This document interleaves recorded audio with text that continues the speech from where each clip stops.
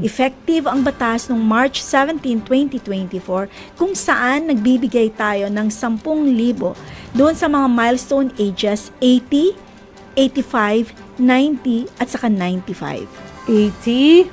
Sa mga malapit na po mag-80 years old, yung mag-85 years old, 90 years old, at 95 years old, meron. So, yan yung mga octogenarian. Kasama And po dyan. nonagenarian. And nonagenarians. Ang makakakuha po ng 10,000. ayan, 10,000 pesos.